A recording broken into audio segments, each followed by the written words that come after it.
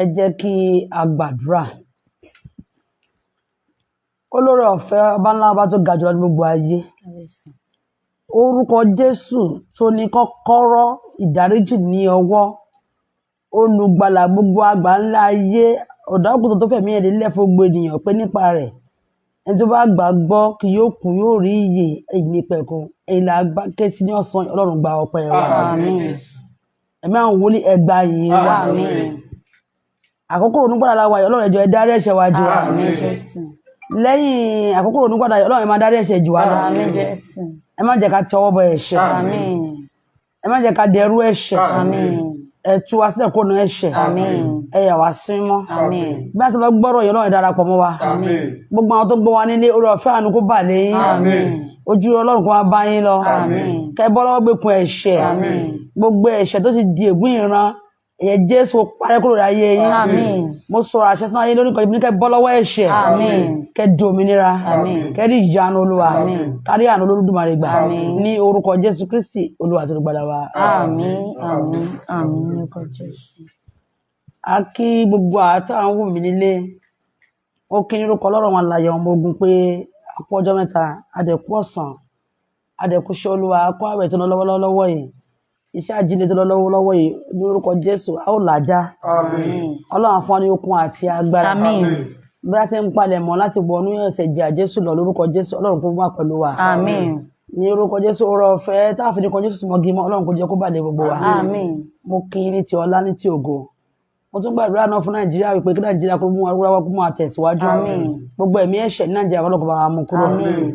Mo kí pé yóò dára fún yín. Àmín. Ẹni tó wáṣẹ́ yóò ríṣẹ́ rere ṣe. Àmín. Ogun adọ́lọ́mọ. Àmín. Gbogbo wa máa balẹ̀. Àmín. Ní ọ̀sán yìí ohun tí mo mú wá fún wa nílé òun ni àkọlé ẹ̀ jẹ́ ìdáríjì. Olóyìnbó wa máa pè ní forgiveness. Ìdáríjì. Ìdáríjì. Kí n tó máa tẹ̀síwájú kí ni à ń pè ní ìdáríjì? Ìdáríjì jẹ́ ọ̀rọ̀ tó tóbi, ọ̀rọ̀ tó ní agbára tó ní gbòǹgbò ní ayé ènìyàn. Jẹ́ kí ìdáríjì tó lè wà a jẹ́ pé ìkìlọ̀ ti wà ó ní láìsí ẹ̀ṣẹ̀ kò lè sí òfin. Níbi tí ẹ̀ṣẹ̀ bá ti ń yọjú òfin ti wà, ìnira ti wà, ọ̀tẹ̀ ti wà, ẹkún ìgbẹ̀san ó ti wà. Àwọn sọ́ọ̀sì kan ti ń ké fún ẹ̀san nìyẹn fún vengeance pé mo fẹ́ ṣe báyìí mo fẹ́ gbẹ̀san. Tí ẹ tó bá ti ń kékeré bẹ́ẹ̀ yẹn ẹ̀ṣẹ̀ á wọlé. Mo fẹ́ ṣe nǹkan tágbára mi ò tó, mo fẹ́ jẹ́ nǹkan tí apá mi ò gbà, ẹ̀ṣẹ̀ á wọlé. Kí wọ́n náà ń pè ní ẹ̀ṣẹ̀ báyìí? Ẹni tá à ń pè ní ẹ̀ṣẹ̀ òun ni ìyìn tá à ń dáwọ́lé tí ó lè mú ẹkún tàbí ìpọ́njú àbí ìyà wá bá ni, á fìyà jẹ ni. Then ìdáríjì òun ni nǹkan tá à ń pè ní ohun tí a ní èròǹgbà láti yọ́nú sí ènìyàn. Ó túmọ̀ sí ká yọ́nú sí ènìyàn kí a sì tàbí kí a dárí ẹ̀ṣẹ̀ jẹ àbí ká dárí gbèsè jẹ ènìyàn.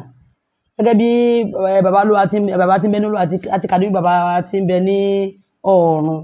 Ìwé ìdárí ẹ̀ṣẹ̀ bàbá dájí àwọn tó jẹ wá ní gbèsè. Ìyẹn ẹni tí ò bá dẹ̀ sí ní ẹ̀mí ìfẹ́ kò lè ní ẹ̀mí ìdáríjì. Nítorí ó ti dandan ká ṣẹra wa, a máa cross path ara wa. Kò sí ọkọ máa ṣe iṣẹ́ ìyàwó, ìyàwó máa ṣe ọkọ, ọkọ máa ṣe ọmọ, bàbá máa ṣe ọmọ, wọ́n máa ṣe bàbá ẹ̀. Bíbélì ìpẹ́ gan nínú ẹ̀ tó sọ nínú ìwé Galatia mẹ́pẹ́ àti Fílípì àti gbogbo ẹ̀yin bàbá àti ẹ̀yin Philippians gan. Gbogbo ẹ̀yin bàbá ẹ má mú àwọn ọmọ yín bínú, ẹ̀yin ọmọ ẹ má ṣe ẹbẹ̀wọ̀ fún bàbá àtìyá yín. So gbogbo náà ṣe gbọ́dọ̀ ṣiṣẹ́ papọ̀ fún ara wọn nìyẹn. Gbèsè tó wọ́n fẹ́ sọ lọ́sàn-án yìí ni wípé ní àkókò ronú padà yìí wọ́n fẹ́ fi oore ọ̀fẹ́ yìí gba gbogbo ẹ̀yin tẹ́ wà nílé tẹ́ ń wò mí ní àmọ̀ràn àti orílẹ̀-èdè Nàìjíríà àti ìwà àtàwọn ìjọba pàápàá tí wọ́n ń gbọ́ tó máa ń gbóòrò ọ̀fẹ́ láti lè gbọ́. Ṣùgbọ́n kí bóun kún ń gbọ́ ojúmọ́ la gbogbo ń sọ̀rọ̀ àríjẹ́ ẹ̀ṣẹ̀ tá à ń pariwo ètò sọ ní tẹlifíṣàn, ètò sọ ní rédíò, ní orí social media lóṣìṣì. Ṣùgbọ́n èṣù sí àwọn èèyàn láyàlẹ̀ láti máa bá fi ayé wọn fún Jésù láti máa bọ́ kúrò ní ìgbèkùn ẹ̀ṣẹ̀ àti èṣù. Ṣùgbọ́n gbàdá fún ilé ni pé ẹ ó bọ́ kúrò ní ìgbèkùn ẹ̀ṣẹ̀. Àmín. Ọlọ́run yóò dá gbogbo wa ní àárẹ̀. Àmín. Mo ní a máa bọ́ kú ní gbẹ̀kùn ẹ̀ṣẹ̀. Àmín. Gẹ́gẹ́ bí gbogbo wa ti mọ̀ pé onígbàgbọ́ tó ní Ọlọ́run tó ní Kristi nínú ayé rẹ̀ ó gbọ́dọ̀ mọ̀ bá ṣe ń darí ẹ̀ṣẹ̀ jì ni. Àkọ́kọ́ Jésù fi lélẹ̀ fún wa, ẹ̀kọ́ àkọ́kọ́ tí Jésù kọ́ wa òun ni ìfẹ́. Lẹ́yìn ìfẹ́ yìí ohun tó ṣe pàtàkì jù ní pé ìdáríjì ẹ̀ṣẹ̀. Ẹ̀rí wọ́n nà kò ìyà ẹ̀ṣẹ̀ tí ó jẹ kò nǹkan tí yóò mu ohun tí yóò san náà nà lé lórí. Bíbélì sọ nínú Àìsáyà 53 ó ná yádi níwájú Olúwa ẹnu kò lè kí ni o kò lè fọhùn nítorí wípé ó fẹ́ ká lè bọ́ lọ́wọ́ ìbí ẹ̀ṣẹ̀ èṣù ká má bàa jìyà mọ́. Tí ẹnìkan bá lè fẹ̀mí ẹ̀ lélẹ̀ fún gbogbo ayé ẹnìkan ṣo tó fẹ̀mí lélẹ̀ fún gbogbo ayé pé gbogbo ayé ká lè nílà padà ká má bàa kú mọ́ ká lè ní iyè ní òun ká lè di ọmọ bàbá ká lè jẹ́ alábàápín nínú ogún ìbí òun ká lè jẹ́ alábàápín nínú ogún ìbí Kristi yẹn. Therefore ó kọ́ wa bí a ṣe lè bọ́ lọ́wọ́ bá ṣe lè dáríjì ni yẹn ni pé gbogbo àwọn tó nà án gbogbo àwọn tó kàn mọ́gi gbogbo àwọn tó sọ̀rọ̀ àìdá sí gbogbo àwọn tó sọ̀rọ̀ ẹ̀ṣẹ̀ sí orí rẹ̀ ó sọ pé bàbá dáríjì wọn nítorí pé wọ́n ṣe kí ni o wọ́n mọ ohun tó ń ṣe. Jésù wọn kò mọ nǹkan tó ń ṣe ṣùgbọ́n kò fẹ́ kọ́ ọmọ nínú ìgbèkùn. Ìwọ náà ẹnìkejì rẹ tó rò pé ọ̀tá ló jẹ́ fún ẹ tó rò pé àfọ̀runlá tó rò pé ṣé òun náà ò rí eléyìí tó ṣe léyìí ni kọ́ bí a ti ṣe kí ni o bí a ti ń dáríjì Ọlọ́run yóò dáríjì wà lórúkọ ńlá Jésù. Ẹ jẹ́ ká wo ìwé Lúùkù orí 5 karùndínlógójì Luke 6:35 Luke 6:35. Ṣùgbọ́n kí ẹ̀yin kí ó fẹ́ àwọn ọ̀tá yín kí ẹ̀yin kí ó sì ṣoore kí ẹ̀yin kí ó sì ríni kí ẹ̀yin kí ó sì máa ṣe ìrètí. Ó ní ṣùgbọ́n kí ẹ̀yin kó fẹ́ àwọn ọ̀tá yín. Ẹ̀kọ́ tí Jésù kọ́ wa nìyẹn. Ẹlòmíràn ní pé tó ń gbà bẹ̀ lọ́wọ́lọ́wọ́ yìí tó wà ní àkókò òun padà ló máa dáríjì èèyàn kò ní dẹ́ṣẹ̀ kò ní mọtí kò ní mu sìgá kò ní tọwọ́ dẹ́ṣẹ̀ kankan ṣùgbọ́n ní kété ọjọ́ after Easter Monday àwọn Easter Monday gangan ìṣẹ́ tó ti bẹ̀rẹ̀. Bẹ́ẹ̀ kọ́ ẹni tí a kàn mọ́ gbèkùn ẹni tí a mú sínú ẹni tí a dé oyún mọ́nú tá a sọ pé ó di ọ̀run dáríjì lónìí kí bàbá tó bẹ lọ́rùn kó lè ṣe kí ni o kó lè dáríjì wọ́n náà. Ẹlẹ́bí àwọn sọ pé dáwọ́já báyìí ó tún di ọ̀run àti nígbà mọ́ ẹni tó lóyún tó kì í káyọ̀ ọmọ màmá ẹ̀ tó dé òní kí mọ́ torí ó kàn bí ẹ sáyé ni ó kàn rán ẹ wá sáyé ni kò sí kan tó kàn wá ti yá ẹ bàbá ẹ̀ tó ṣọlọ́kọ̀ ẹ wá sáyé tó dé òní kí mọ́ tí yàjà bá ẹ kú tí yàjà yẹ ẹ kú ẹ̀ṣẹ̀ ńlá ni ní ẹ̀mí ìdáríjì ọ̀gá ẹ̀ tó ṣe ẹ̀ dáríjì ọmọọṣẹ́ tó ṣe ọ̀gá kó dáríjì tẹ́ ẹ bá sílẹ̀ ní ẹ̀mí ìdáríjì tí ẹ sọ pé ìwọ ńkọ́ sọ pé oṣù tó bá ti fi wọ́n àwọn padà wá fi wọ́n fún wọn náà ẹlẹ́ṣẹ̀ ni wọn náà dá ẹ̀ṣẹ̀. Jésù sọ pé ẹni rere kan kò sí bó ṣe bàbá mi ti bẹ̀rẹ̀ ọ̀run Jésù pé ṣùgbọ́n wọ́n fẹ́ kọ́ wa lẹ́kọ̀ọ́ wípé gbogbo wa la máa ní ọ̀nà kan tí wọ́n bá ṣẹra wa lókun Jésù Ọlọ́run yóò mú wa yìí nínú ọ̀rọ̀ rẹ̀ a ó sì yẹ ẹ̀ka díẹ̀ mà. Kẹ́yin kí ó sì máa ṣoore. Kẹ́yin kí ó sì máa ṣoore. Kẹ́yin kí ó sì máa ríni. Ní àkókò lẹ́ǹtì yìí ẹni mélòó ló ti ṣe lóore ẹni tó dẹ́ṣẹ̀ ẹni tó ṣẹ̀ ló mú sínú ẹni tó dẹ́ṣẹ̀ ẹni tó ṣẹ̀ ló sì ń fi sínú ìrántí òun ló ṣe ń kàn mọ́gbọ́n ló ṣe rántí ṣùgbọ́n àwọn tó yẹ kó tú sílẹ̀ àwọn tó yẹ kó ṣoore fún àwọn tó yẹ kó lọ ta lọ́la bí àwọn ọmọ motherless home bí àwọn aláìní àwọn orphans àwọn opó tó yẹ kó ṣe lóore ìjọ Ọlọ́run tó yẹ kó lọ kó ti lọ ṣoore pásọ̀ church yẹ tó yẹ kó ti sọ̀rọ̀ ó ti wàásù ó wọ ṣòkòtò péńpé ó ti wàásù olú makeup ó fẹ́ kí mọ́ ó fẹ́ lọ́sọ̀ yẹn mọ́ dáríjì ẹ̀ṣẹ̀ ni à ń sọ̀rọ̀ nípa ronúpìwàdà dáríjì learn how to forgive so God will forgive you too. Ọlọ́run jẹ́ kí gbogbo àjọ kọ́ rí àánú gbà Ọlọ́run jẹ́ kí gbogbo àkájọ rí àánú gbà. Nǹkan tó bẹ́ sọ fún wa ni pé wọ́n tó ní gbòdè dáríjì ìránṣẹ́ Ọlọ́run tó dẹ́ṣẹ̀ tó parí tó gbogbo àsùnkà bí ó ṣẹ̀ṣẹ̀ kọ́ ní church ṣé tíṣà tó kọ́ ní school ṣé kò ṣe ẹ́ ṣé ó yàn lódì ni ọ̀gá lè ṣe ẹ́ ṣé kò ṣe ẹ́ ṣé ó yàn lódì wọ́n tún ní sorry sir I'm sorry ma níwájú Ọlọ́run àti èèyàn àti bàbá tó bí àti ìyá tó bí ẹ jẹ́ ká bá dáríjì wọn èèyàn ni àwọn náà Ọlọ́run á ṣàánú fún gbogbo àlórúkọ Jésù. Ẹ bá mi kàdé bẹ́ẹ̀ délẹ̀.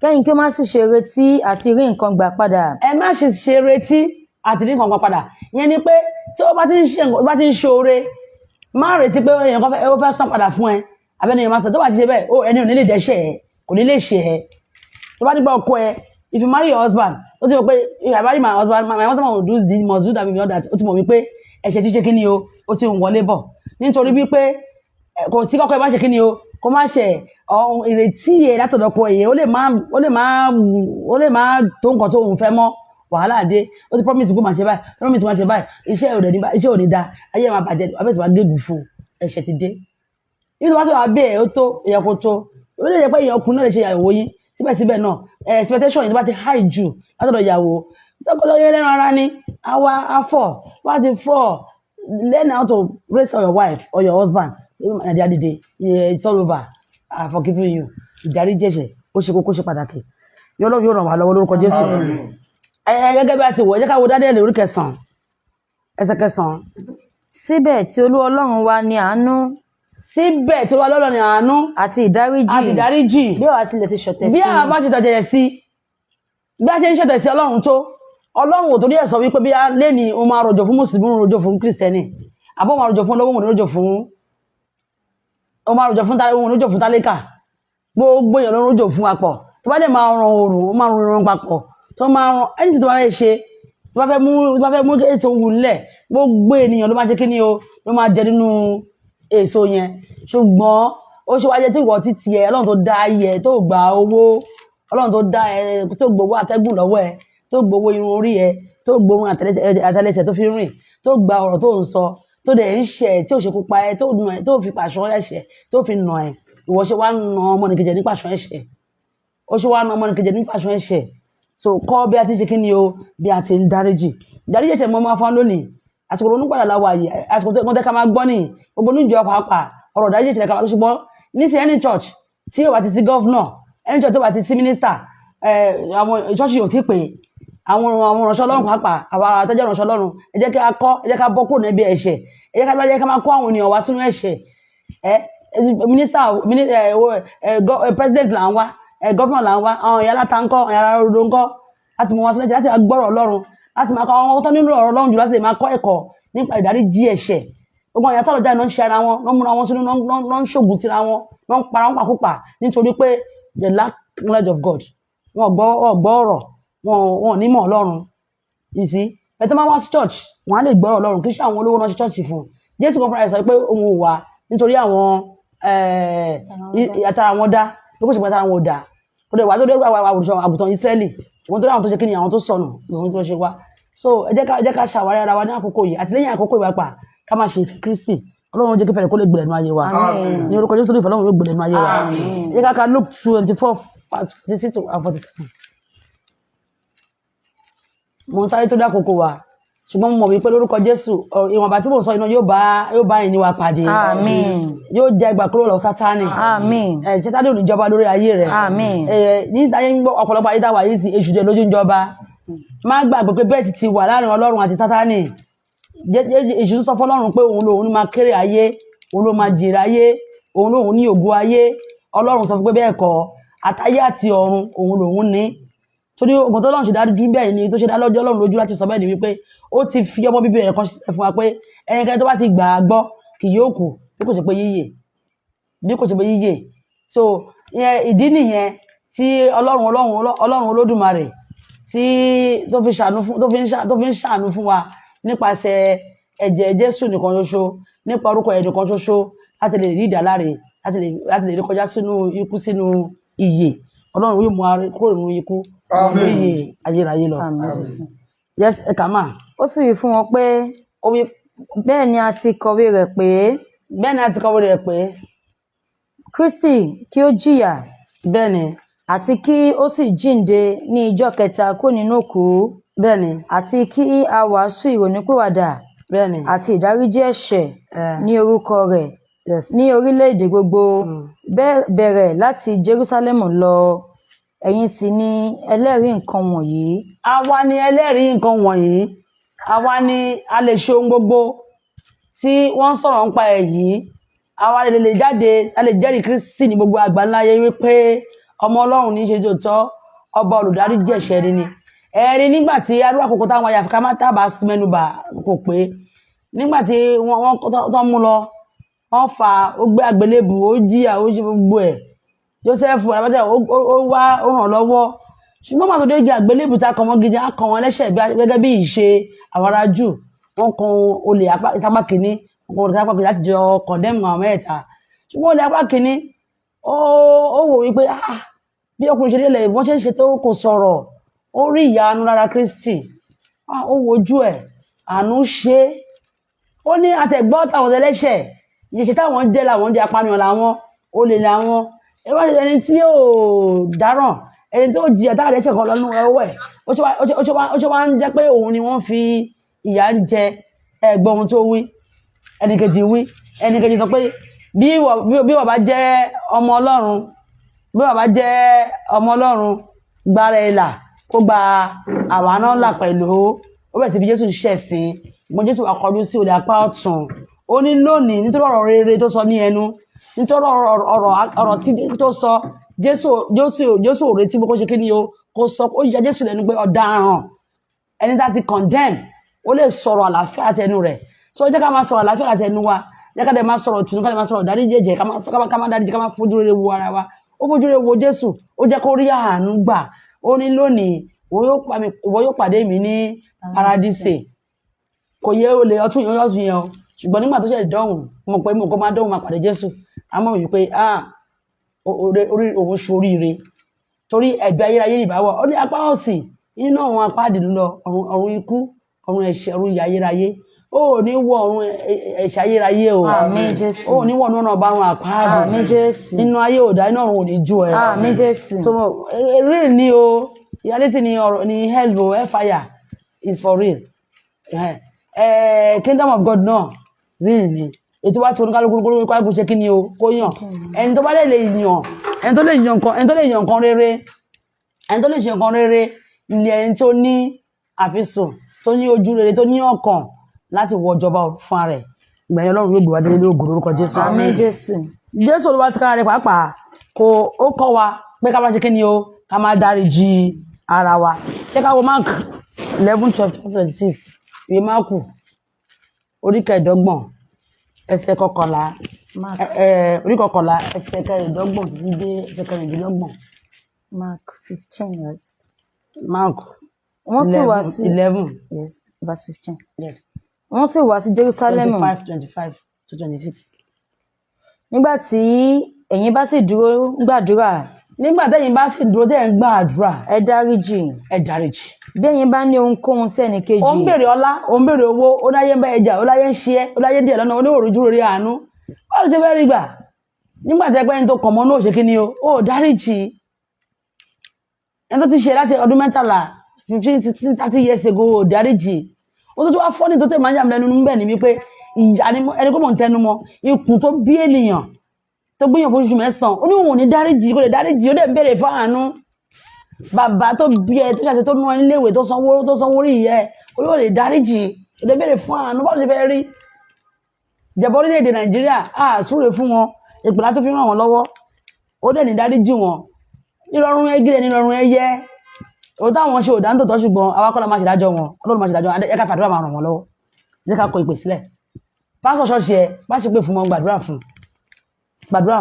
Bíbélì sọ wípé tá bá mú ènìyàn nínú ìṣubú ká ṣe kí ni o ká gbé dìde so ṣe ká má gbéra wa dìde ẹgbẹ́ àwọn pásọ̀ yẹn ràn wọ́n lọ́wọ́ your prophet help your prophet help your pastor help your prophetess help your prophet your evangelist àti bẹ́ẹ̀ bẹ́ẹ̀ lọ even àdúgbò sí di èyí ẹ̀rọ ara yín lọ́wọ́ ẹ̀dá ṣe yàrá yín ẹ kúra yín papọ̀ fún ìtọ́ni Ọlọ́run yóò lè máa tọ́ wa sójú ọ̀nà. Wọ́n lọ tàwọn tó lè tọ́ wa sójú ọ̀nà. Yes ma. Nígbà tí ẹ̀yin bá sì dúró gbàdúrà ẹ dáríjì. Nígbà tí ẹ bá ń dúró gbàdúrà ẹ dáríjì. Bí ẹ̀yin bá sì ní ohunkóhun sí ẹnikẹ́ni. Bí bẹ́ẹ̀ bá sì ní ohunkóhun sí ẹnikẹ́ni. Kí bàbá yín ti bẹ ní ọ̀run balẹ̀ dárí ẹ̀ṣẹ̀ yín jì pẹ̀lú. Tí ò bá ti yọnu sẹ́nìkejì bàbá tó ti ní ability láti dáríjì ènìyàn bàbá ti bẹ ní ọ̀run kò lè kíyèsí ẹ Dáfídì tọ́lọ́run ṣe fẹ́ràn ènìyàn gbọ́ tó bá ti gbọ́ òun ti ṣubú sẹ́ṣẹ̀ àtẹni tó ṣẹ̀ o àtẹni tó ń ṣẹ̀ àtọ̀rọ̀ ajé ẹ̀ṣẹ̀ alọ́ba ọlọ́run asukún sọ́dọ̀ lọ́rùn Ọlọ́run dáríjì mi lábájá mo ti ṣe pé akérora nú ọkàn ẹ̀ Ọlọ́run á yọ́nú sí Ọlọ́run dáríjì ẹ má gbàgbé ẹ̀ṣẹ̀ kan tí Dáfídì dá tó fẹ́ ìpa gbogbo ayé run fún Dáfídì tó sọ pé Ọlọ́run mú ìdà kúrò lórí ènìyàn kúrò lórí ìlú àwọn kan dẹ́ṣẹ̀ òun Dáfídì lòun dẹ́ṣẹ̀ jẹ́ kí dẹ̀ pàṣẹ yóò Ọlọ́run fi ṣọ́ ìfìnà Ọlọ́run pa gbogbo òun tó Dáfídì ṣé ẹ̀yin lè gbàdúrà àdúrà bẹ́ẹ̀ ṣé ìwọ lè dúró bẹ́ẹ̀ gbogbo wa ní olúkálukú yín sìn tara ni nìkan là mọ̀ ò mọ̀ bẹ́ẹ̀ ni bíbí pọ́nmọ́ ní kejì ẹ bámbám lójó gbogbo àwọn táwọn ṣiṣẹ́ ìlú bámbám lẹ́yó ẹ mọ̀ bẹ́ẹ̀ ni bíbí pọ́nmọ́ ní kejì yín ìwọ ránṣẹ́ Ọlọ́run 5 mọ́tò ló ń tẹ̀lé lẹ́yìn ó dáa prosperity dáa àní kò dáa ọmọ ọjọ́ kò nílé tó ń sùn sí kò ló tó yẹ fi jẹun o lè fún ní 1,000 o lè fún 2,000 after Sunday service ẹ̀dẹ̀ ní mọ́tò 15 ẹ̀dẹ̀ ń kó wọn kiri ẹ̀lọ abroad ẹ̀lọ fún holiday ẹ̀yìn kọ́ ọmọ yín lọ ọmọ tó wà ní ṣọ́ọ̀ṣì ń jìyà wọn rí àánú gbà wọn ò jẹjẹ ẹ lè relate pẹ̀lú wọn you cannot sit down with them kò bẹ̀rẹ̀ bá lóye ń ṣe bá lóye kí ló ń ṣẹlẹ̀ sí ẹ Ọlọ́run Ọlọ́run wà lójú gbogbo lára gbogbo wa bí ìbáṣepọ̀ ẹlẹ́ṣẹ̀ nìyí o torí gbogbo wa ni ẹlẹ́ṣẹ̀ ṣùgbọ́n Ọlọ́run kò jẹ́ kó dáríjì gbogbo wa à ń pè wá sí àjọ tó ṣe kíni o tó ní ìrònúpìwàdà ni Ọlọ́run lè jẹ́ ká ní ẹ̀mí ìrònúpìwàdà Ọlọ́run dáríjì gbogbo wa lórúkọ la Jésù ẹ wo Matthew 15:17 verse 21 to 22. 15-17.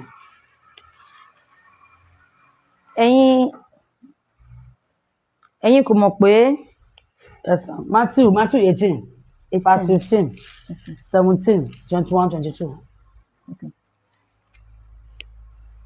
Pẹ̀lúpẹ̀lú bí arákùnrin rẹ bá ṣẹ̀ ọ́ pẹ̀lúpẹ̀lú bí arákùnrin bá ṣẹ̀ ọ́ lọ sọ ẹ̀ṣẹ̀ rẹ̀ fún un tí ìwọ tirẹ̀ méjì bí ó bá gbọ́ tirẹ̀ ìwọ mú arákùnrin rẹ̀ bọ̀ sípò wọ́n ti mú bàkúrà sípò bí ó bá sì kọ̀ láti gbọ́ wọn wí fún ìjọ ènìyàn Ọlọ́run bí ó bá sì kọ̀ láti gbọ́ ti ìjọ ènìyàn Ọlọ́run jẹ́ kí ó dàbí kékeré ní àwa kìrìsìtẹ́nì là ń sọ̀rọ̀ pa yìí ẹni pé ọ̀nàmà bàbá àti máa forgive my mind will be there I can forgive but I cannot forget you have to forgive and forget so àánú á lè fara hàn nínú ayé tiẹ̀ náà Ọlọ́run lè dárí jì ẹ́ wà á lè ra àánú gbà wà á lè jẹ ọmọ lẹ́yìn Kristi tòótọ́ àánú yẹn wà á lè wọ̀ bẹ̀ lórúkọ Jésù Ọlọ́run lè jẹ́ ká mú àwọ̀ bẹ̀rẹ̀ àmín Olúwa yóò gbàdúrà wa àmín. Gbọ́n Pétérù tọ̀ wá ó wí pé Olúwa nígbà mélòó ni arákùnrin mi yóò ṣẹ̀ sí mi. Ó wá wí pé ìyẹn bí tí mo fẹ́ ká dìmú jù ní ẹgbẹ́ nígbà mélòó ni arákùnrin máa ṣe kí ni o ó máa ṣẹ̀ sí mi tí èmi ó sì fi jì títí fi di ìgbà méje bí ó fa ẹ̀ ló ń béèrè o títí 7 times bí kí ni Jésù wá sọ Jésù wí fún pé èmi kò wí fún ọ pé títí di ìgbà méje bí kò ṣe títí di ìgbà àádọ́rin méje 7 times 70 that is almost 490 times in a day ṣe báyìí tẹ̀lé ọpẹ́ wákàtí ilẹ̀ gan ti ṣú sọ Ọlọ́run Jésù fẹ́ ká mọ̀ bá ṣe kí ni o bá ṣe ń darí di ẹni lórí sọ bẹ́ẹ̀ pé kó tó lè pe nìkan ní lẹ́ṣẹ̀ ajẹ́pẹ́ nìyẹn gbọ́dọ̀ ṣe ẹ̀ nígbà 490 times ìgbà yẹn ní olóòdè lè pọ́n yẹn mọ́ igi sọ Ọlọ́run fún lórí ọ̀fẹ́ láti lè máa darí ji ara wa ní orúkọ Jésù Acts 5:3 mà ó ní òun ni Ọlọ́run fi ọwọ́ ọ̀tún rẹ̀ gbéga láti jẹ́ ọmọ aládé àti olùgbàlà bẹ́ẹ̀ ni àti olùgbàlà láti fi ronú padà jẹ́ kí sáré kàndímà láti fi ronú padà fún Ísírẹ́lì láti darí ẹ̀ṣẹ̀ jì ó ní òun Jésù Kristi ni Ọlọ́run fọwọ́ ọ̀tún rẹ̀ tó fi ṣe kí ni o tó fi gbéga ó fi jẹ́ ọmọ aládé àti olùgbàlà ìyẹn ni pé tí Jésù olùgbàlà tó lè gbà ẹ́yẹ là bá dáríjì ìwọ ta ni ìwọ tí ò gbọ́dọ̀ dáríjì ta ni ìwọ tó fi pé ò lè dáríjì èèyàn pé ó tún dáyé ó tún dọ̀run àtúnwá ó tún di ayé àtúnwá kó tó di pé ẹni tó bá jọ sọ̀rọ̀ nígbà tí ẹni tó olùgbàlà rẹ adé orí aládé rẹ kábíyèsí ọba gbogbo ayé the king of universe tó bá dárí jí ẹni tó jí àtànà níyànà ó ní adé ẹ̀gúnlélé ní orí akọni ọkọ̀ lẹ́gbẹ̀ẹ́ ọ̀tún àti lẹ́gbẹ̀ẹ́ ẹ̀sìn amú ìṣó àfigún lọ́wọ́ àfigún lẹ́sẹ̀ ànágbára ẹ̀ fàyà síbẹ̀síbẹ̀ ó rọ́jú kó lè ní ìyè ta ní ẹ́ láti kọ́ni kejì ẹ̀ mọ́gi ní orúkọ Jésù Kristi Ọlọ́run yóò gbà wá àmín kúrò lẹ́wọ́ bí ẹ̀ṣẹ̀ ọkàn àmín yẹ́sì mọ́ Ọlọ́run yóò gbà kúrò bí ẹ̀ṣẹ̀ ọkàn wá àmín Ephesians 4:32 Ephesians 4. verse 32. Okay. Ṣé kí n sáré kà? Mo ti rí wọn bẹ́ẹ̀. Okay. Ẹ máa ṣoore fún ọmọnìkejì yín. Ẹ máa ṣoore fọ́mọnìkejì yín. Ẹ ní ìyọ́nú. Ẹ ní ìyọ́nú. Ẹ máa dáríjì ara yín. Ẹ máa dáríjì ara yín. Gẹ́gẹ́ bí Ọlọ́run nínú Kristi ti dáríjì wá. Ẹ jẹ́ ká máa ṣe ìyọ́nú. Ẹ ká máa dáríjì ara wa. Ẹ jẹ́ ara yín lẹ́sẹ̀. Ọ̀gá ń jẹ ọmọṣẹ́ lẹ́sẹ̀. Ọmọṣẹ́ ń jẹ ọ̀gá ẹ̀ lẹ́sẹ̀. Alàgbà ń jẹ ọmọ ìjọ lẹ́sẹ̀. Ọmọ ìjọ alàgbà lẹ́sẹ̀. Bàbá ń jẹ ìyá lẹ́sẹ̀. Ìyá ń jẹ ọmọ ìgan lẹ́sẹ̀. Gbogbo ilé ìdá ń jẹ ọmọ tó yẹ àwọn ènìyàn rẹ̀ tí yẹ kó máa bójútó ó jẹ wọn lẹ́sẹ̀.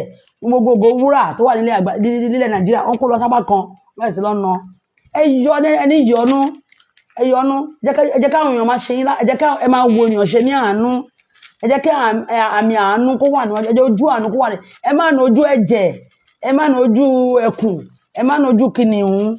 Ẹni ojú rẹ̀ bí tọ̀dọ̀ àgùntàn. Ọlọ́run yóò lè ṣàánú fẹ́yìn náà. Ọlọ́run yóò sì ṣàánú fún gbogbo wa lórúkọ náà Jésù. Ọlọ́run ṣàánú fún wa. Ìwọ ni nǹkan tó bá ń sọ̀rọ̀ mi ẹnì kan bẹ̀ tó ń gbóhùn mi nínú ilé. Ẹni tó sọ pé ó ṣí ẹ̀yẹ tó lè dáríjì yẹn dáríjì. Òun tó yẹ kí wọn náà wà nínú gbèkùn tó ṣe bọ́ nínú ẹ̀ṣẹ̀ nìyẹn tó ṣe bọ́ nínú dààmú nìyẹn tó ṣe bọ́ nínú wàhálà tó fi ń gé ẹ kiri nìyẹn tó fi ń náwó kiri nìyẹn tó fi rí àánú gbà látọ̀dọ̀ Ọlọ́run. Wọ́n gbọ́ bó ṣe gbóhùn mi lẹ́ni tó dáríjì ẹni yẹn wàá rí wípé ara ẹ̀ máa já náwó tó ná káàkiri òní náwó dì yẹn mọ́ àìsàn yẹn máa fi ayé ẹ̀ sílẹ̀ lọ. Mo rí i pé àìsàn ló ń dá ẹ̀ láàmú Ọlọ́run sì máa dáríjì olórúkọ lájọ́ sàn adé wù ẹ́ sàn ìwọ náà dáríjì àwọn tó ti ṣe ẹ̀ wàá àánú gbà. Yes, ẹ jẹ́ kí a máa tẹ̀síwájú nígbà tí a máa lọ wo ìwé Jòhánù orí 3 ẹsẹ̀ 16. Nítorí Ọlọ́run fẹ́ aráyé tó bẹ́ẹ̀ gẹ́. Nítorí pé Ọlọ́run fẹ́ràn aráyé tó bẹ́ẹ̀ gẹ́. Ṣé fi ọmọ bíbí rẹ̀ kan ṣo fún ni? Ó fi ọmọ bíbí ẹnìkan ṣo. Ta ló lè fi ọmọ bíbí ẹ̀ lẹ̀? Pé kọ́ bá òun lù pa, kọ́ bá òun lọ tì mọ́lé. Ó tẹ̀lé ìgbà kan kí tíṣà gan fọmọ ẹ̀ létí. Ó lè gbà kí ìyàlẹ́ ọ̀kan bá ẹgbẹ́ ọmọ ẹ̀ létí. Wà ní olùbọ̀ bó ṣe bí ọmọ ẹ̀ o. Ó mọ bó ṣe ń ru ẹ lára o. Ó mọ bó ṣe ro oyún yẹn o. Ẹnìkan ṣoṣo tí ò jẹ́ ẹ̀ṣẹ̀ tó bá jẹ nínú ẹ̀ṣẹ̀ ìdílé yín tó bá ẹrù ẹ̀ṣẹ̀ ìdílé yín tó sì nínú ìran yín ó farada ìjà ẹ̀ṣẹ̀ kí wọ́n lè ní iyè àìnípẹ̀kun. Jésù Ọlọ́run náà rọ́jú ni láti fọmọ ẹ̀ sílẹ̀ fún wa pé kí gbogbo ayé ká kọjá lára ara ká lè ní iyè. So ìwọ náà kọ́ láti fi ẹ̀ṣẹ̀ jìnnì àti láti ṣe rere pẹ̀lú láti máa ṣe ìfẹ́ sí àwọn ènìyàn láti máa fi ìfẹ́ wọn àwọn ènìyàn. Ọlọ́run náà yọ́nú sí ẹ lórúkọ ńlá Jésù. Àmín. Bí o bá ti yọ́nú sí Ọlọ́run lè yọ́nú sí ẹ. Èpè kọ́ give and take ni law of karma what goes around comes around. So ohun tó bá ti ṣe fọmọ nìkejì ẹ òun ló máa ṣe kí ni o ló máa gbà. Yes, ẹ kàwé mà. Kí ẹnikẹ́ni tó bá gbà á gbọ́ má bàa ṣègbé. Kí ẹnikẹ́ni tó bá gbà á gbọ́ kó má bàa ṣègbé. Ṣùgbọ́n kí ó lè ní iyè ṣùgbọ́n kó lè ní iyè àìnípẹ̀kun kó lè ní iyè àìnípẹ̀kun lónìí kọ́ bí a ti ń ṣe kí ni o bí a ti ń dáríjì. Ẹ bá mi ka verse 15 padà. Kí ẹnikẹ́ni tó bá gbà á gbọ́. Kí ẹnikẹ́ni tó bá gbà á gbọ́. Kí má bàa ṣègbé. Kó má bàa ṣègbé. Ṣùgbọ́n kí ó lè ní iyè àìnípẹ̀kun. Tó o bá ti gbà gbọ́ ọ̀rọ̀ tó ti gbàgbọ́ ní ọ̀rọ̀ tí mo sọ lé ní pé kó dáríjì èèyàn lórúkọ Jésù ò ní ṣègbé o. Àmín. Àdúrà náà máa fi ràn ẹ́ lọ́wọ́ ó ní dẹni ègbé. Àmín. Ó ní dẹni ìkọ̀sílẹ̀. Àmín. Ọlọ́run yóò ràn ẹ́ lọ́wọ́. Àmín. Àkókò òun padà ìlú ayé tún ayé wa ṣe. Àmín Jésù. Yóò gbé ogun asókè. Àmín. Ọlọ́run yóò mú ìfẹ́ ńlá yóò mú wá sínú ọkàn wa. Àmín. Colossians 3:14.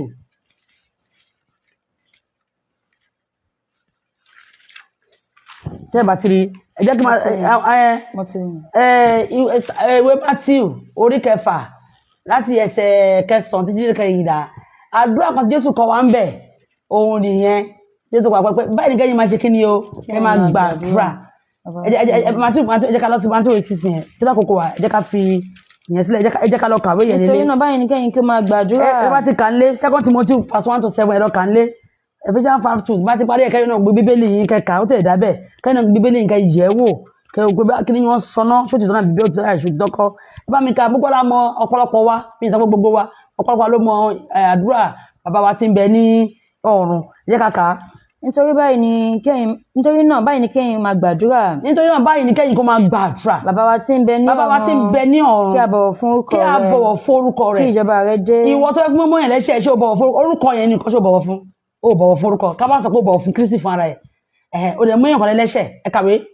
Kí ìjọba rẹ̀ dé. Kí ìjọba rẹ̀ dé. Ìfẹ́ tirẹ̀ ni kí a ṣe bíi ti ọ̀run. Bẹ́ẹ̀ ni ní ayé. Ìfẹ́ Ọlọ́run tí ń tó ká ṣe ní ayé ni pé ká fẹ́ràn ọmọnìkejì ká fẹ́ràn ara wa àbí. Ó ní ìfẹ́ tó tóbi jù ní gbogbo òfin òun ni pé fẹ́ Olúwa Ọlọ́run rẹ̀ ẹ fẹ́ Olúwa Ọlọ́run rẹ̀ lẹ́yìn náà nǹkan fẹ́ ọmọnìkejì rẹ̀ gẹ́gẹ́ bí ara rẹ̀ ó ti mọ̀ pé ṣé wọ́n kan fẹ́ràn ara rẹ̀ lóko fẹ́ràn ọmọnìkejì ẹ̀ ṣùgbọ́n Jésù ń pa òwe ká lè bọ́ lọ́wọ́ ìbí ẹ̀ṣẹ̀ wàá bọ́ lórúkọ la Jésù ẹ kàwé. dárí gbèsè wa jì wá. dárí gbèsè wa jì wá yẹn mo ṣe kọ́kọ́ sọ́lẹ̀ kan pé ìtumọ̀ ẹni pé gbèsè tí a bá jẹ tá a bá lè dárí jì alájẹ nìkan jì wá àbí gbèsè ẹni tó jẹ lówó òfilẹ̀ ó tó bá ti fẹ́ lówó láyé wà lọ́fún alọ́gbàwó ẹ̀ lọ́rùn ẹ̀yin olówó èlé tẹ́ ń kó ni àwọn èèyàn sínú ìnira dárí ẹ̀ṣẹ̀ wa jì fún adájọ́ tó jẹ gbá ní gbèsè ẹ dárí jì ẹ̀kọ́ ẹ dárí jì ẹni tí àwọn èèyàn mọ́lé tẹ́ ń tí àwọn èèyàn mọ́ ní tọ́lẹ̀tì ẹ dárí jì Ọlọ́run yóò dárí jì gbogbo wa Nàìjíríà kẹ̀kẹ́ agbẹ̀sọ̀ lórúkọ Jésù ìtura wọnú ẹ̀ lọ ẹ kàwé. bí àwa ti ń dáríjì àwọn onígbèsè wa bí àwa dájà àwọn onígbèsè wa má sì fà wá sínú ìdánwò ṣùgbọ́n gbà lọ bìlísì kún ayé torí náà gbọ́dọ̀ dáríjì ara wa Olúwa sọ wípé òun lòun dá ọ̀sán òun dá òru ní èèmọ̀ kan lè wọ̀ lóko wọn lọ́wọ́ máa ṣe kí ni o ó máa mọ̀ nípa ẹ̀ Ọlọ́run lòun ṣe búburú lòun ṣe rere so therefore tíyẹn bá ṣe rere fún ẹ dúpẹ́ bọ́lá pé ó ṣe tíyẹn bá tún ṣe nígbà tí bọ́lá òun ṣe ṣùgbọ́n má jẹ́ kí ẹnìyẹn kó lágbára lórí mi mọ́ gbé mi borí ìgbà mi kò lọ́wọ́ ẹ̀ kì í ṣe wáyé kẹ́nìyàn náà kú àfi tó bá le tó bá pa ẹ̀yìn kan fẹ́ gòkè àfi kó já wálẹ̀ kó ọ̀rọ̀ gòkè lọ ẹ̀ṣẹ̀ burúkú níwọ̀n yẹn Ọlọ́run yóò gbà kó lọ bẹ ẹ̀ṣẹ̀ èrò ọkàn búburú ni ti Sátánì ni Ọlọ́run kó bá inú ẹ̀ Ọlọ́run yóò ràn wá lọ́wọ́ lórúkọ la Jésù àti bẹ́ẹ̀ bẹ́ẹ̀ lọ Robert ti máa ka àwọn ìwé ẹ̀ṣẹ̀ wọ̀nyẹn Matthew 7:1-5 kí ló sọ wọn kàtà ìfìyàdọ̀. ẹ má ṣe dáni ní ẹjọ́. ẹ má ṣe dáni lẹ́jọ́. ẹ má bà dá yín ní ẹjọ́. ẹ gbọ́gbọ́ ìdá ẹ̀rù gbọ́bí dẹ́n gbọ́mílé má dá ní nǹkan ìdíje lẹ́jọ́ mọ́ má dá ọkọ̀ ẹlẹ́jọ́ má dá yàrá ẹlẹ́jọ́ má dá àdúgbò má dá ìjọba lẹ́jọ́ ká má bà dá ẹlẹ́jọ́ ẹ kàwé ẹ sáré. nítorí irú ìdájọ́ tẹ́yin bá ṣe. orí ìdájọ́ tẹ́yin bá ṣe. òun ni a ṣe fún yín. òun la máa ṣe fún yín. irú òṣùwọ̀n tẹ́yin bá fi wọ̀n. irú òṣùwọ̀n tẹ́yin bá fi wọ̀n. òun láti fi wọ̀n fún yín. ètùṣe tí ìwọ sì ń wo ẹ̀rùn ní ojú olè mìíràn igi tí ń bẹ ní ojú arákùnrin rẹ ṣùgbọ́n ìwọ kò kíyèsí ìtì igi tí ń bẹ ní ojú ara rẹ tàbí ìwọ ti ṣe wí fún arákùnrin rẹ pé jẹ́kẹ̀ mi kí ó yọ èérún igi tí ó wà ní ojú rẹ sì wo ìtì igi ń bẹ ní ojú ìwọ tìkára rẹ ìwọ àgàbàgebè tètè kọ́ yọ ìtì ojú ti jáde kúrò ní ojú ara rẹ náà nígbà yẹn ni ìwọ sì tó ríran gbangba láti yọ èérún igi tí ń bẹ ní ojú ara rẹ kúrò bẹ́ẹ̀ ni tí bíbélì sọ fún wa ni pé ẹlẹ́ṣẹ̀ ni wọ́n fún ara ẹ̀ ṣé o lè dẹ́ṣẹ̀ kó gẹ́rẹ́ dáadáa àbí kó yìnbọn pa ara ẹ̀ tí o bá ti lè pa ara ẹ̀ má pa ọmọnìkejì tó kó dá ẹlẹ́ṣẹ̀ Ọlọ́run yóò jẹ́ kí òun padà lẹ́ẹ̀kan sí kó bà lé gbogbo wa lórúkọ la Jésù a ó rí àánú lágbà lórúkọ la Jésù ojú orí Ọlọ́run kò ní fi ayé wa sílẹ̀ ẹ má jẹ́ ká máa fa àwọn èèyàn sùn mọ́ kó lè sọ orí kẹta 3:14 yẹn mi fẹ́ sáré kà ẹ má jẹ́ ká já olùfisùn ẹ jẹ́ ká jẹ́ ẹni tó ń gbàdúrà fún ni àti pé gbogbo nǹkan wọ̀nyí ká gbàdúrà máa ra àwọn ọmọ ìkejì wa padà àti pé gbogbo nǹkan wọ̀nyí ẹ gbé ìfẹ́ wọ̀ tí í ṣe àmùrè ìwà pípé ẹ sì jẹ́ kí àlàáfíà Ọlọ́run kí ó máa ṣàkóso ọkàn yín tí bá ní àlàáfíà ọkàn bá ní àlàáfíà Ọlọ́run ní ọkàn tí Bíbélì kan sọ fún ayé pé èmi mọ èrò mi sí yín èrò mi sí yín ní èrò àlàáfíà tó bá ní àlàáfíà ní ọkàn ẹ ò ní rántí ọ̀rọ̀ àná mọ́ ò ní rántí ọ̀rọ̀ ìjì àná mọ́ jẹ́ kí àlàáfíà Ọlọ́run kó ṣe kí ni o kó jọba jẹ́ kí Ọlọ́run kó gbàṣàkóso ọkàn rẹ ẹ̀ka. sínú èyí tí a pè yín pẹ̀lú nínú ara kan kí ẹ sì máa dúpẹ́. ẹ jẹ́ ká jẹ́ ara kan nínú kí gbogbo Christian nígbà tí a bá ní pé mùsùlùmí ṣe bá kan tàbí àwọn kèfèrí kí ni kí àwọn tó jẹ́ Christian dáhùn ṣe fún ara wa gan kọ́ ẹlẹ́yàmẹ̀yà ẹ jẹ́ ká dáríjì ara wa èmi mú gbọ́dọ̀ wà lókè èmi ń sọ òyìnbó wọ́n sọ Yorùbá ọ̀rọ̀ kan níbo àjọ sọ ìjọba ọ̀run ní gbogbo èrè nínú gbàgbọ́ ìjọba ọ̀run ò ní bàjẹ́ lórúkọ náà Jésù ẹ má jà kan Jésù mọ́gi mọ́ ẹ má kan Jésù mọ́gi mọ́ o mi ò ní káṣá mi mò ń ṣe ìkìlọ̀ ni ẹ má kan Jésù mọ́gi mọ́ ẹ fàánú gba Kristi ní ààyè láti máa jọba nínú ayé wa lórúkọ Jésù wa yóò gbàdúrà gbogbo wa àánú Ọlọ́run máa tẹ̀lé wa lẹ́yìn a ó ṣe ọ̀pọ̀ ọdún ní ayé àgbélé ìṣàṣemọ̀ ẹ jẹ́ kí a gbàdúrà wà lọ gbàdúrà báyìí ó kọ́kọ́ dúpẹ́ fún ọ̀fẹ́ tó rí lẹ́ni láti tún lè gbọ́ ọ̀rọ̀ lẹ́nu ìránṣẹ́ Ọlọ́run pé Ọlọ́run mo pẹ̀lú àwọn ẹ̀dá àlàyé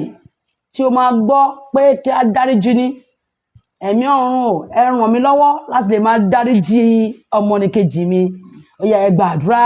ní orúkọ Jésù ní orúkọ Jésù Kristi Jésù ọ̀nà àgbà ńlá Olúwa mo dúpẹ́ pé mo wà láàrin àwọn ènìyàn tí ẹ ràn lọ́wọ́ láti gbọ́ ọ̀rọ̀ dáríjì lónìí. ọ̀rọ̀ ọ̀fẹ́ àtàwọn gbọ́ rẹ̀ lónìí Olúwa mo dúpẹ́. Ọlọ́run gbọ́dọ̀ yìí kò tẹ̀ràn mí lọ́wọ́ láti lè bọ́ lọ́wọ́ ẹ̀bi ẹ̀ṣẹ̀ láti lè máa dáríjì àwọn ènìyàn Jésù Olúwa wa. Àmín. ẹ jẹ́ ká sọ fún Olúwa pé Olúwa jọ̀ọ́ ẹ̀jẹ̀ rẹ̀ má jẹ́ kó lọ lásán lórí ayé mi ìjẹ́dé ègún tó dé sí orí iná tá fi nù ọ́ lápá tó fi nù apá tó má jẹ́ kó lọ lásán lórí ayé mi ràn èmi náà lọ́wọ́ láti dáríjì ni kí n lè bọ̀rọ̀ kó lọ́wọ́ ìgbèkùn ẹ̀ṣẹ̀ kí n bọ́ kúrò nínú ikú lọ sínú ìyè nínú rẹ̀ Jésù àdúrà bẹ́ẹ̀. ní orúkọ Jésù ní orúkọ Jésù ní Ọlọ́run. Olúwa gbàdúrà. Olúwa ìjọ Kristi ló ń bọ́ kébé rẹ̀ ń pẹ̀lú. Olúwa gbàdúrà Jésù. Ẹ̀jẹ̀ rẹ̀ kó mú mi ré kọjá kúrò nínú ikú sínú ìyè. Kọjá ẹ̀jẹ̀ rẹ̀ lónìí jẹ́ kó mi kúrò nínú ikú bọ́ sínú ìyè. Ẹ̀jẹ̀ rẹ̀ lónìí kó jẹ́ kí n jẹ́ tìrẹ láti òní lọ. Má jẹ́ kéṣù kó borí ọkàn mi. Má jẹ́ kéṣù gbé mi mì. Lórúkọ Jésù. Jésù Olúwa wa. Àmín. Wàá tún gbàdúrà eléyìí báyìí wípé nítorí ayé mi ọ̀run mi má jẹ́ ó bàjẹ́. Nítorí ọ̀run mi ayé mi má jẹ́ ó korò. Àtayé mi àti ọ̀run mi Jésù ọmọ Ọlọ́run jẹ́ kó jẹ́ ìtura fún mi. Jẹ́ kó jẹ́ gbogbo ní wàhálà ààyè mi kó jẹ́ nípa tirẹ̀ nìkan Jésù. Ẹ jẹ́ ká gbàdúrà bẹ́ẹ̀. Ní orúkọ Jésù ní orúkọ Jésù náà tí kò wà nínú ayé yìí ọlọ́mọ ẹ̀kọ́ mi bàjẹ́ Ọlọ́run. Ọlọ́mọ ẹ̀kọ́ mi bàjẹ́ lórúkọ Jésù. Wà láàyè ìjọba ọ̀run. Máyẹ̀ kí àjẹmí láyé lórúkọ Jésù. Aga máa kí n lọ ayé tó kò ráyè ní orúkọ Jésù. Má jà orúkọ mi tí kò ní ìwé ìyè. Orúkọ mi tí kò ní mẹ́ẹ̀ká orúkọ mi tì. Ayé tuntun. Ayérayé mi má jẹ́ ó bàjẹ́ Ọlọ́run. Bàjẹ́ lórúkọ Jésù. Ayérayé má jẹ́ ó dàrú. Lórúkọ Jésù náà. Má gba ayérayé kúrò lọ́wọ́ mi. Gbogbo ohun tí mo ti fi ẹ̀jẹ̀ ṣe tí ó jẹ́ kí èmi náà rí àánú gbà Ọlọ́run gbà kúrò lọ́wọ́ mi. Ó yá gbàdúrà bẹ́ẹ̀ ní orúkọ Jésù Kristi Olúwa ni a gbàdúrà. Àmín. Ẹ jẹ́ ká fẹ́lẹ́ ká ìdí ẹ̀ ní ilẹ̀ ká sọ fún Olúwa wípé Olúwa ní ọjọ́ ayé mi gbogbo ràn mí lọ́wọ́ kí n má jẹ́rú fún ẹ̀ṣẹ̀ ràn mí lọ́wọ́ kí n má jẹ́rú fún ẹ̀ṣẹ̀ fún mi ní ìgbàlà sọ mí di òmìnira nínú rẹ jẹ́ kí n jẹ́ ayọ̀ ọkàn fún ọ ní ìtẹ́ àánú jẹ́ kí n lè bá wà níbẹ̀ jẹ́ n wà níwájú ìtẹ́ àánú yẹn láti lè bá ọ jọba láti ṣe ìdájọ́ àwọn ènìyàn ó yá ní àánú. Ní orúkọ Jésù ní ọjọ́ ìmì gbogbo Ọlọ́run ní ọjọ́ ìmì gbogbo lórúkọ Jésù ọ̀nà àgbáyé jẹ́ kí n máa rí àánú ìgbà lórúkọ Jésù. Ó yá jẹ́ gbàdúrà bẹ́ẹ̀ ní àánú gbà ní ọjọ́ ayé mi gbogbo Ọlọ́run oore ọ̀fẹ́ àánú tí mi ní fi ní jẹ́ fún ẹ̀ṣẹ̀ mo fẹ́ bá ìjọba ní orúkọ Jésù Olúwa wa ní orúkọ Jésù Olúwa wa Ọlọ́run adúpẹ́ pé Olúwa fún wa ní oore ọ̀fẹ́ láti bẹ̀rẹ̀ dáradára láti lè parí dáradára ògo forúkọ Ọlọ́run lókè ọ̀rọ̀ hallelujah mo dẹ̀ bá dúpẹ́ pé Ọlọ́run fún ọ̀fẹ́ láti lè gbọ́ ọ̀rọ̀ ní ẹnu mi ní ọ̀sán yìí èyí ni mo bí fún ọ ní orúkọ Jésù tó ga jù gbogbo orúkọ lọ tábárí inú ìgbèkùn tó máa fi ẹ́ sí tábárí inú àìní tó wà tábárí inú ìnira tó wà tábárí gbèsè tó jẹ tó tí ò bọ̀ bó ṣe máa bọ́ ó yá Jésù kó ọ yọ. Àmín. Olùgbàlà rẹ yóò gbà ọ́ là. Àmín. Mo ní olùgbàlà rẹ yóò gbà ọ́ là. Àmín. Gbogbo ìnira tó ti pẹ́ ẹ̀ṣẹ̀ tó ti di ègún nínú ìran tí bàbá àtọmọ ń dọ́gba papọ̀ bí ìrẹsì tí bàbá ò lè borí ìṣòro tí ọmọ lè borí ìṣòro tí gbogbo ọjọ́ ń papọ̀ lójú kan ṣó tí oúnjẹ mẹ́ta ojúmọ́ tí ẹ ò lè jẹ tí àánú ò lè fọhùn tí ẹ lè ṣe àṣọrí ní ayé gbogbo àwọn ẹ̀ṣẹ̀ báwọn ni nítorí ẹ̀jẹ̀ Jésù ó yá kó wá pa ẹ̀ṣẹ̀ rẹ rẹ́. Àmín. Mo ní kó dára fún ọ. Àmín. Mo ní kọ́nà rẹ kó là. Àmín. Àkókò àwẹ̀ mi gbàdúrà fún ọ gbogbo ohun tó ti dáwọ́lé tó dojúrú yá kó bẹ̀rẹ̀ kó bẹ̀rẹ̀ sí máa tó máa tó. Àmín. Ọ̀nà ayé ẹ̀ kó rójú. Àmín. Ilé ayé ẹ̀ kó tòrò. Àmín. Òkè ìṣòro ẹ̀ kó di pẹ̀tẹ́lẹ̀. Àmín. Mo pàṣẹ bí òkè ìṣòro ẹ̀ kó di pẹ̀tẹ́lẹ̀. Àmín.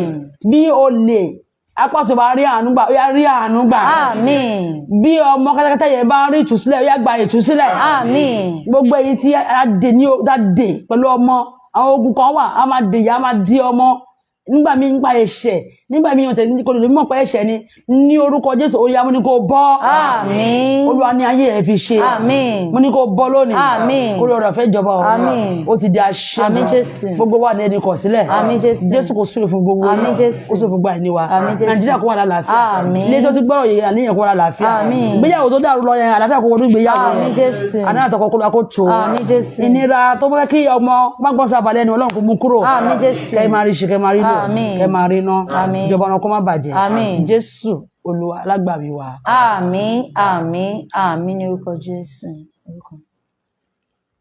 Èmi tí mo bá yín sọ̀rọ̀ yìí tá a bá yín sọ gbìyànjú yìí tán orúkọ mi a máa jẹ́ Venerable Mrs. Prophetess F.A. Olúgbémilékè Fátóyìnbó J.P.